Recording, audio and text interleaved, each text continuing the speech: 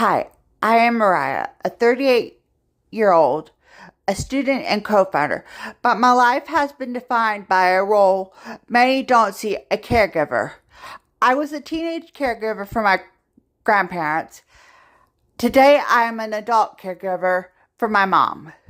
I've spent my life looking after people who have anchored me, but the stakes have changed. Now I'm doing it while fighting my own battles with type 2 diabetes, epilepsy, ADHD, and hearing loss.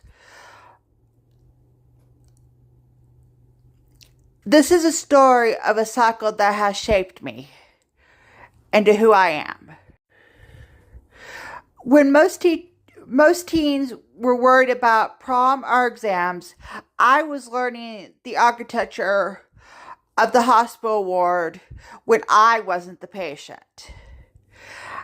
As a teen caregiver for my grandparents, I saw the ash of aging and illness before I even knew who I was.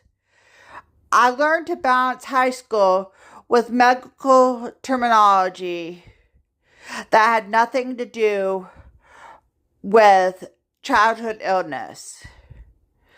It stole my childhood innocence, but gave me the first set of survival tools. My family didn't hide the truth. They taught me that caregiving is the ultimate act of humanity in action. Now, at 38, the role has returned, but the body I'm doing it in is different. I am the primary caregiver for my mom, a wheelchair-dependent chef. But unlike in my teen years, I am now managing my own glucose levels and seizure triggers alongside her needs. I am no longer just about strength, it's about technical precisions. If I don't manage my own ash, my health, I won't be the oak she needs to lean on.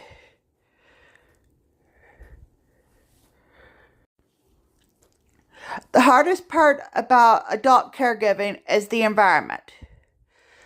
Because we are trapped in a rental on a steep hill with awkward concrete steps. In my teens, I could physically lift more. Now, as a diabetic and epileptic, the physical and emotional stress of this house is a constant threat to my stability. I'm fighting for a barrier-free home because I've seen what happens when the architecture of a house becomes the cage for the person you love. People ask how I handle the H&S terms while caregiving. The truth? My studies are my sanctuary. When I'm deep in my creative writing or psychology classes, I'm not just a caregiver, I'm an architect. I use the lessons from my teen years to build my psychology forces into my characters. I understand the internal logic of a caregiver soul because I've been one for two decades. My education is the bridge to our eventual freedom. My mom worked double shifts so we could eat as a teen. I watched her sacrifice her art for us. Now I'm fighting to give her back to the stove through the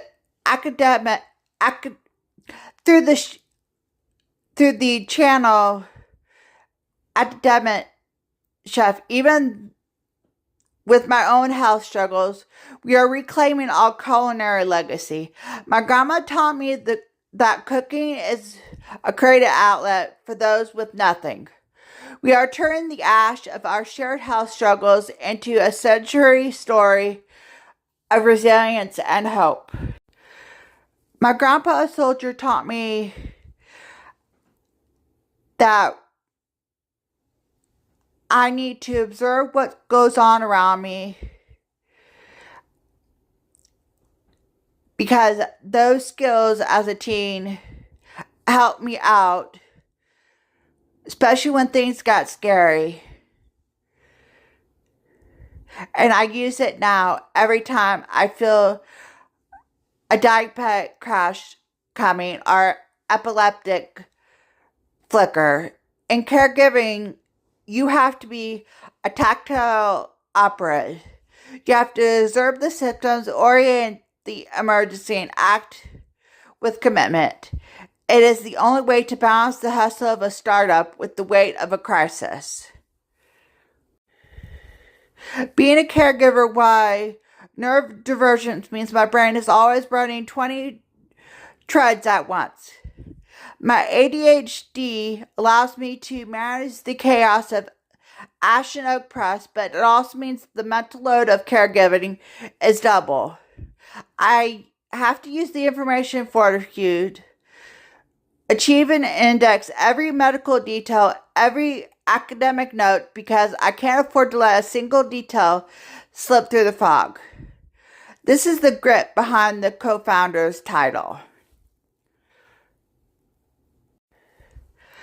Being nearly death adds the unique layer to caregiving.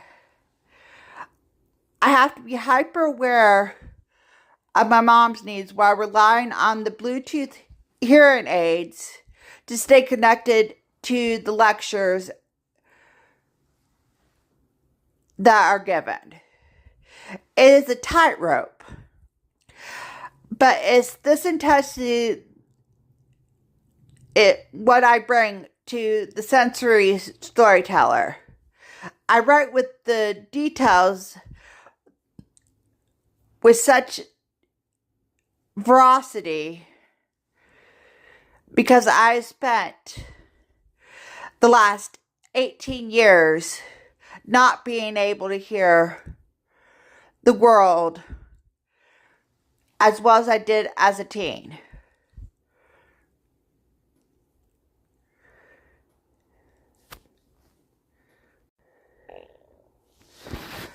Because I spent half my life caring for others in homes that weren't built for us.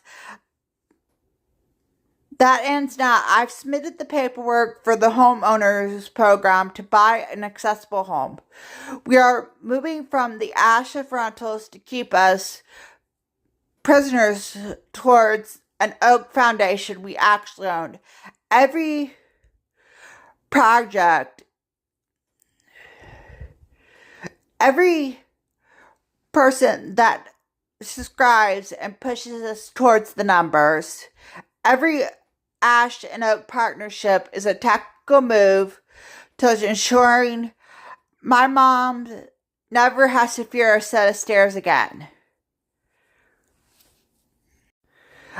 My life has required me to be a chameleon, from a teen caregiver to a culinary student to a founder.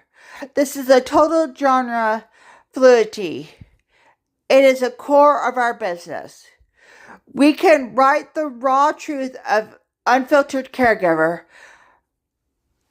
and the advice craft of a professional novelist. We can live every layer of it. We aren't just producing content. We are engineering a way out for families who feel as stuck as we once did. I am 38 years old. I've been a caregiver most of my life. But for the first time, I am building something, not just for me, but for others. Here at Ash and Oak Press, it is about rebirth. From the NICU wards of my childhood to the house we are currently living in stairs of my adult life. We are growing the oak that is unyielding. For all my mom did for me as a child and teen, so we could eat, now I'm fighting so she can finally breathe. Join us on this journey. Let us turn the ash into a legacy.